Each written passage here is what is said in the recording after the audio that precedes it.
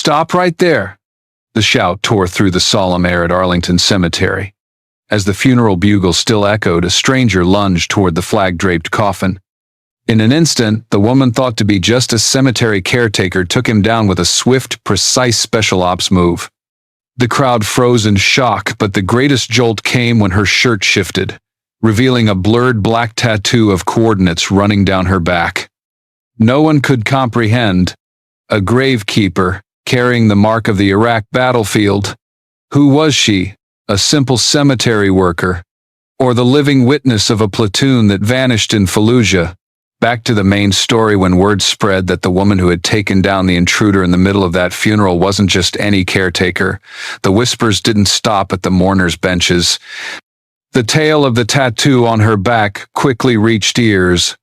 No one expected young officers, military academy cadets, those who saw Arlington as an untouchable symbol of honor. In his dorm room at West Point, James Carter, a final-year cadet, sat frozen before his laptop screen. At first, he was only curious about a few cryptic posts on a closed military forum. Anyone got a shot of the Arlington gravekeeper's tattoo yet? Carter clicked, and his heart nearly stopped. The photo was blurry, but clear enough. A string of coordinates running down her spine. The black ink faded with time. Carter leaned closer, lips moving as he read the numbers. He pulled up the Iraq battlefield maps stored in the Academy's research database. The result sent a chill down his back. The coordinates pointed straight to Fallujah, the bloodiest hotspot of 2004. Fallujah. The name alone made many veterans frown. That was where an American platoon had once been listed as missing in action. The official record read, "Lost in urban conflict, presumed KIA." Every soldier marked dead without a single body recovered. Carter couldn't look away. He remembered skimming old reports once, faded scans buried in the archives. Something about them had felt off. Details abruptly cut, entire lines replaced with classified. That wasn't how the U.S. military normally wrote casualty reports. Suspicion drove him deeper. He dug through files no one had touched in years. Then, a fragmented document surfaced, a satellite log. Among the dry strings of data, Carter spotted something odd. After the platoon was supposedly wiped out, faint movement signals appeared from the same coordinates. A trace of life forgotten. Carter collapsed into his chair, palms slick with sweat. He was just a cadet, never been to war, but he knew enough. Falsified reports, a mysterious coordinate tattoo, and a cemetery worker carrying it on her back. This wasn't coincidence. In that moment, Carter recalled the woman's eyes at the funeral. Not panicked, not furious, calm, as if danger was nothing new. Eyes he had seen described in training manuals, the eyes of survivors. He let out a bitter laugh. Who tattoos Fallujah's coordinates on their back unless they lived it or wanted to leave behind proof that could never be erased? Outside his window, yellow leaves fell across the academy grounds. Carter drew a long breath, trying to shake the feeling that he had opened a door never meant to be opened. But the harder he tried, the faster his heart pounded. If she really had been in Fallujah, then she was the last living witness to a buried truth. Part of him trembled with excitement. A final-year cadet stumbling into a secret generations of commanders had buried. But another part felt dread. Because if those who silenced the truth learned he was digging, would he even live to graduate? How could a single tattoo at a funeral in Arlington lead straight to Fallujah, where an entire U.S. platoon vanished without a trace? And if that truth comes to light, who will be the first to pay the price? And before we continue with the story, don't forget to subscribe to the channel and like the video. Oh, and leave a comment below to tell us where you're watching from. We'd love to know. A misty morning settled over Arlington, the rows of trees swaying gently in the autumn wind as if whispering secrets. Carter returned to the cemetery, his leather shoes crunching softly on the white gravel. He never thought he would see her again. The woman he had branded with 2 words. The mystery. But fate seemed intent on mocking him. Along a path carpeted with golden leaves, she was bent down, gathering a wilted bouquet fallen from a grave. The motion was slow, ordinary, like any caretaker's. Then, a faint sound broke the stillness. Clink. From the pocket of her worn coat slipped a piece of metal, striking the cold marble ground. Carter froze. His eyes locked on it. A dog tag. The silver gleam blurred in the mist, but the engraved numbers were unmistakable. 29040. No name, no rank, just a solitary string of digits. The woman quickly bent, snatched it up, her hand clenching tight, as though to bury a secret. She walked away without acknowledging the eyes fixed on her. But in that instant, Carter had seen enough to rob him of sleep all night. Back at West Point, he went straight to the restricted database. Fingers trembling, he typed the digits, 29040. The result made his skin crawl. Private Daniel Hayes, assigned to a combat platoon in Fallujah, 2004. Status, killed in action, body not recovered. The report stopped there, dry, merciless, no body, no funeral. Just a single brutal line sealing a man's fate. Carter swallowed hard, his spine iced over. So what was it? That cemetery woman holding the tag of a man long dead? Or was she the last thread connecting to the platoon abandoned that year? Theories stormed his mind. Maybe she had stumbled upon the relic. Maybe it had been misplaced. But the memory of that precise takedown at the funeral, those watchful, silent eyes, and now the tag stamped 29040, told Carter nothing about this was chance. He leaned back in his chair, staring at the dorm ceiling. That number burned in his thoughts, etched in steel. Something didn't add up. The dead don't slip their tags into the pockets of the living. And if Daniel Hayes had truly vanished, who had given her his? Outside his window, the West Point chapel bells rang out. Carter chuckled weakly, a hollow sound. His friends were probably thinking about dinner, tactical drills, tomorrow's training. He was trapped in a labyrinth born of a tattoo and now a tag. He knew from the moment he saw those numbers, there was no turning back. Because each time he closed his eyes, he saw the shadow of Private Hayes, and an entire platoon fading in the smoke of Fallujah men erased from history.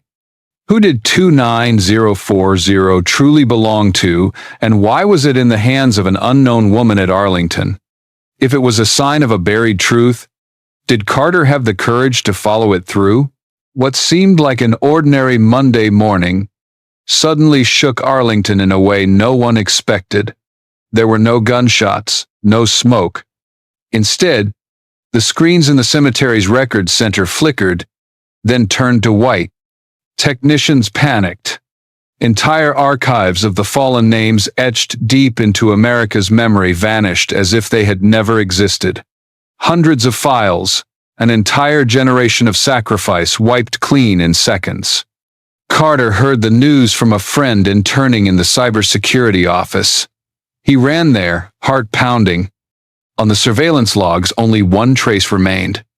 A crimson phoenix emblem, wings outstretched, with two chilling words beneath Phoenix Dawn. A shiver ran through him. He had seen that name buried in classified scraps about Fallujah, a shadowy terrorist group suddenly erased from official files as if it had never been real. And now its ghost resurfaced inside the heart of Arlington, the most sacred ground of all. Night fell, a thin mist cloaking the cemetery. Yellow lights glowed faintly in the distance, carried by the whispering wind through endless rows of headstones. Carter returned to the place where it all began. He wasn't searching for anything specific, only to feel the air, to see if instinct would tell him something was coming. And then, he saw her. The woman stood motionless among the nameless graves, her small frame wrapped in a faded coat. She did not move, as though she had become part of the cold marble around her. Only her coat shifted slightly in the wind, revealing a glimpse of ink etched into her shoulder. In that moment, Carter no longer saw her as a nameless caretaker. She looked like a silent sentry, listening for voices no one else could hear, the whispers of the past, of the names just erased from the system. Inside him, a piece of the puzzle clicked. Phoenix Dawn was not just a random signature in a cyber attack log. It was tied to the Fallujah platoon, to the number 29040, to the coordinates tattooed on her back. What was happening at Arlington was no accident. It was a message, and that message seemed aimed directly at her. The wind howled louder, and Carter shivered. He wondered. Phoenix Dawn hadn't chosen Arlington for the data. They had chosen it because of the gravekeeper standing silently among those stones. All right then, my dear audience, if you're watching and finding this story intriguing, drop a comment with the number 1 or say, "I'm still here to keep listening." Carter had once thought what he read were just scattered fragments, but the deeper he dug, the clearer it became. Her name, Sarah Keaton, surfaced in redacted reports, hidden inside a phrase never made public: Ghost Unit. A unit that was never acknowledged, with no roster, no insignia, no existence on paper. But for officers who had been in Iraq, everyone knew Ghost was the group called in when all other options had failed. In 2004, Fallujah was the wound of the U.S. military, a city of tangled alleyways where every street could become a death trap. Platoon 27 was ordered to hold a strategic residential block. They didn't know that Ghost Unit had already embedded a support team in the shadows. Keaton, barely in her 20s then, was a covert operative of Ghost. On paper, she was just a medical logistics staffer attached to the platoon.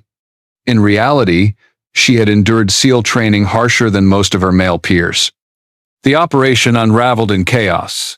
Insurgents didn't just use mines and rifles, they launched crude UAVs armed with PD-07 jammers, devices supposedly retired from battlefields since the 90s. Within minutes of the drones circling overhead, all communications were severed. No radios, no GPS, no artillery calls. In the field command bunker, the maps went dead. Headquarters had no idea what was happening.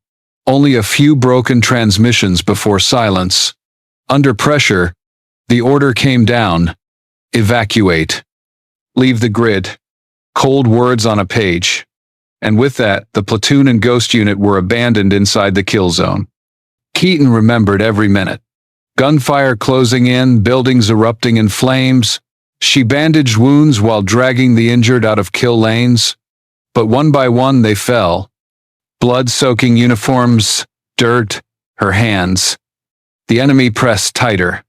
She understood this was no longer a battle to win, but a desperate race to keep memory alive. Ghost's commander, Captain Hayes, took a mortal round. Slumped against a crumbling wall, his breaths ragged, he called Keaton over. With a map pen trembling in his hand, he inked a string of numbers onto her back, the precise coordinates of their last stand. Each stroke burned into her skin like a wound, but his voice stayed firm. If you live, take it back. Don't let us vanish. Keaton clenched her jaw, knowing he wouldn't make it. She nodded, though tears never had time to fall. Moments later, an explosion swallowed the block. When the smoke cleared, she crawled out alone. No one followed. No one survived. Back at base, Keaton searched for records of Platoon 27 or Ghost Unit. Nothing remained. Every report reduced to a line, lost in urban conflict. Presumed Kai, as if those men had never lived. And she, instead of being honored or protected, was pushed into the shadows. The ghost files were wiped, Sarah Keaton's name erased from SEAL rosters. She was no longer special operations, no longer a teammate, no longer a soldier with victories. She reappeared only as a lowly contract worker in the military. A life so faded no one noticed, yet close enough that she could remain near the fallen. Arlington became her refuge. Among thousands of graves, she found a way to keep her vow. Every flower she gathered, every blade of grass she tended, was remembrance for the platoon left behind. To outsiders, she was just the gravekeeper. But to Keaton, It was the only way to ensure the erased names did not vanish from her memory. Carter now understood why she always moved silently, never complained, never spoke of herself. She was living for an entire unit. But now, with Phoenix Dawn resurfacing, with the red Phoenix emblem flashing through Arlington's system, Keaton could no longer remain silent. The past she had buried in her heart was being dragged back, demanding confrontation. The last surviving ghost. Could Sarah Keaton continue to hide, or would she be forced into the light to stand against Phoenix Dawn, the very force that had once buried her comrades in Fallujah? Rumors of the Arlington breach did not stay confined to technical briefings. They bled through secret channels, spreading into Washington like ink across white paper. An old name resurfaced in security meetings: Fallujah. And with it, a forgotten shadow: Sarah Keaton. Just days later, she was summoned. No explanation, no option to refuse. A black, unmarked car carried her straight to the Pentagon, the heart of power. The heavy steel doors closed behind her, cutting her off from the outside world. In a windowless room, cold fluorescent light glared down on a long steel table. At its head sat General Palmer. His uniform was crisp, metals gleaming, but his eyes were hard as iron. Keaton knew him well, the man who had signed the withdrawal order in 2004, a death sentence for an entire platoon in Fallujah. He stared at her. His voice weighted. That platoon never existed. Neither did Ghost Unit. And you will stay silent. The room fell into silence. Keaton didn't answer. Slowly, she reached into her coat pocket and placed a small object on the table. A tarnished dog tag, worn with years, engraved with a single number: 29040. The sound of metal striking steel echoed sharp and dry, but its aftershock carried more force than words. Palmer froze. For an instant, his expression cracked a fracture in the cold mask he wore. The room stayed still, but the air thickened, pressing down like a vice. Palmer knew that number was not just a tag, it was proof. Memory. A doorway straight back to Fallujah, the place he wanted the world to forget. Then, the door burst open, slicing the silence like a blade. A young woman stepped in, wearing a military investigator's uniform. Her eyes burned bright, her voice firm. The Phoenix Dawn file has been reopened, and the last witness sits right in front of you. Her name was Nicole Hayes. Carter had heard of her in lectures at West Point, one of the Department of Defense's fiercest investigators, unafraid to challenge the highest ranks of power. And now, she held the key to unlocking a secret buried for 15 years. The air in the room thickened. Palmer leaned back slightly, but his fist clenched pale on the armrest. Keaton sat still, her face calm, but in her eyes swirled a storm. Washington was used to lies wrapped in polished words: technical incident, insufficient data, tactical adjustment. But this time, no veneer was thick enough to hide. The tag 29040 lay on the table like a stone dropped in still water, sending ripples across every layer of silence. Investigator Hayes placed a thick folder down. Page after page opened, no longer blacked out but alive with words. Battle reports, comm logs, casualty lists, all bearing the fingerprints of a cover-up. Phoenix Dawn was not just an enemy across borders. It had been the excuse for withdrawals, the mask for a system's silence. Keaton watched quietly. She didn't need to speak. The truth was exposing itself. She had survived once in the inferno of Fallujah. Now she sat in the inferno of Washington's deceit, and this time no retreat order could bury the truth. If the truth came into the light, how many layers of lies within the Pentagon's corridors would collapse, and was Keaton ready to face the price of it? All right then, my dear audience, if you're watching and finding this story gripping, drop a comment with the number 1 or say I'm still here to keep listening. The morning return to Arlington carried the same gray mist, the same scent of damp grass. But for Sarah Keaton, the air had changed. Once, she moved like a shadow. blending into the straight rows of white headstones, never letting anyone look at her longer than a single breath. Now, the eyes of the young followed her, curious, respectful, eager, and the gravekeeper could no longer remain a mystery. Cadets from West Point came. They had heard the stories, not from the press, where truth was still distorted, but from Carter, who had witnessed it firsthand. At first, Keaton intended to refuse. She didn't believe she was fit to be a teacher. But when she saw their faces, young yet burning with hunger that went beyond textbooks, she silently nodded. A small room overlooking the cemetery was chosen as their training ground. No blackboards, no projectors, just an old wooden table, a few folding chairs, and a window opening onto endless white markers. Outside, sparrows chirped as if mocking the solemn air, while inside, Keaton began her first lesson: how to listen. Not to radios, not to signals from recon drones, but to the rhythm of the wind, to footsteps out of place, to the smallest sound breaking a silence that seemed complete. Silent guard, she called it. The art of standing watch without a gun. A skill no academy taught, born only when a person was thrown into a world with nothing left but instinct and the will to survive. At first, the cadets laughed. One young man muttered that listening to the wind wouldn't stop bullets. But minutes later, Keaton led them to the hallway. She closed her eyes, tilted her head slightly upward, then pointed down the corridor. 3 people are coming, one of them limping. They doubted her until exactly 3 guards appeared, one indeed hobbling from a loose boot. The laughter vanished, replaced by heavy silence. Day after day they learned to observe not with sight, but with every other sense.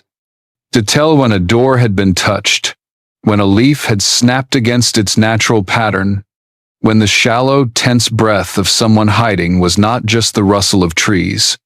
Keaton didn't lecture. She demonstrated, let them make mistakes, then showed them the cost of carelessness. Carter wrote in his journal, "We thought we were learning how to guard a post, but no. We were learning how to guard each other. We learned that a soldier doesn't just guard borders, but guards the memory of those who have fallen." Sometimes the tension gave way to brief moments of lightness. One day, a female cadet slumped over the table, exhausted, complaining that silent guard drained her more than physical drills.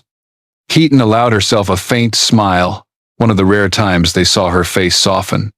"At least this time, no one's shooting at you," she said, half joking, half true. The room erupted in laughter, only to fall quiet again when they realized her words weren't a joke, they were memory. As time passed, Carter and the others no longer saw Keaton as the gravekeeper. To them, she was a living legacy, the last thread connecting Fallujah to Arlington. No strategy lecture, no military doctrine could compare to sitting in that room learning from her how to stand firm when everything else collapsed. Outside, Phoenix dawn still loomed. New cyber attacks flickered in warning systems. But inside Arlington, something else was growing. The young cadets began to treat their lessons with Keaton not as a short-term class, but as a ritual of inheritance, a small flame, quiet but ready to blaze when the darkness pressed in. Carter ended one journal entry with a single line: "Silent guard is not just a skill, it is a legacy, and that legacy now lives in us."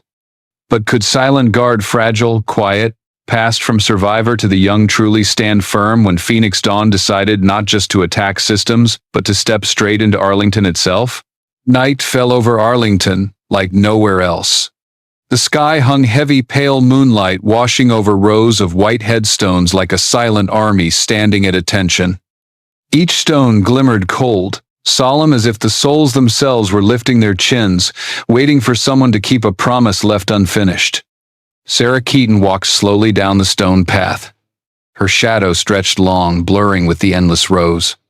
No boots pounding, no barked commands, just her light, steady steps. As if every footfall was a ritual, a whispered prayer for the names erased from history. She stopped before a row of nameless graves. The place for the missing, those with no bodies to bury, only stone to speak for them. Her chest tightened, yanked back 20 years. Fallujah rose up again. The roar of machine guns, the crash of collapsing walls, the breathless static in her headset fading to nothing. And heaviest of all, the silence after the withdrawal order came a single decision that buried a platoon. Keaton closed her eyes. Fragmented images pressed in. Hayes's hand clapping her shoulder, his face blackened by smoke, soldiers clinging to alleys, firing while laughing hoarsely, as if death was less frightening than being forgotten. Then the sting across her back the moment the coordinates were scrawled in map ink. A trembling but resolute hand. If you live, bring this home. Don't let us vanish. She exhaled long, carrying years of weight with it. Her calloused palm pressed against the cold stone, as if touching a comrade. No more tears. Only a quiet pride. She had kept her promise, even if the cost was a life lived in shadow. In her coat pocket, the phone buzzed. A silent channel dormant for years lit up. Her fingers tapped out 2 words. Simple, yet absolute. To those who knew, it was the beginning. Tomorrow. The message disappeared into hidden networks, slipping past firewalls even Pentagon servers couldn't track. No one saw. But Carter and the cadets would understand. For them, it wasn't just a text. It was a call, a ritual. Ghost Unit was no longer memory. It had become a living inheritance, carried in the blood of a new generation. Keaton lifted her gaze, moonlight etching her battle-worn face, still unbroken. Around her, thousands of headstones stood like a silent formation. She smiled faintly, a rare smile, equal parts bitter and calm. History could erase names, politics could bury truth, but the promise of a unit could not die. Far off, an owl landed on the fence, gave a short cry, then vanished into the night. The wind hissed through the trees, sounding like a whisper. Keaton didn't take it as chance. To her, it was a reminder. The darkness would return, and Phoenix Dawn had never truly gone. But this time, she wasn't alone. Carter and the young faces had learned to guard in silence. They knew how to hear the wind, the earth, the whispers of the dead. They would not repeat old mistakes. Keaton closed her eyes, lips moving without sound. Tomorrow. Just that. Yet inside, it rang like a command. Tomorrow, Arlington would not only be a place of rest. It would be a place to rise, where memory turned to action. Perhaps this wasn't an ending at all. More like an ellipsis, Arlington still guarding its secrets, and a 2-word message, tomorrow, opening the next chapter. Which makes us ask, how many truths of war still lie under the cold ground? And how many promises remain unkept? The story of Sarah Keaton is not just about a woman carrying Fallujah's memory on her back. It is a reminder that sometimes the greatest things aren't in medals, reports, or monuments. They live in silent loyalty, in the way a soldier stands firm when the system turns away, and in how that legacy is passed to the next generation, not through rifles, but through endurance and protection. If you're watching this somewhere across America, maybe from a base, a small town, or a family that once wore the uniform, I invite you to pause. Share this story with a loved one, a fellow veteran, or anyone who's ever asked, was sacrifice and silence worth it? Because sometimes, sharing it is how we heal. It reminds us that the names we thought were lost still live in our collective memory, that no one truly vanishes, as long as we keep speaking their names. And if you want this story to go further to uncover who Phoenix Dawn really is, and whether Arlington can stand when the darkness returns, leave a comment below. Tell us your thoughts. Tell us where you're watching from. Don't forget to subscribe so you don't miss part 2. Because if you leave now, you'll miss the journey ahead, where the legacy of Ghost Unit is no longer just a promise, but could ignite the first spark of a new battle. If it were you, would you stay silent, or would you choose to speak the truth?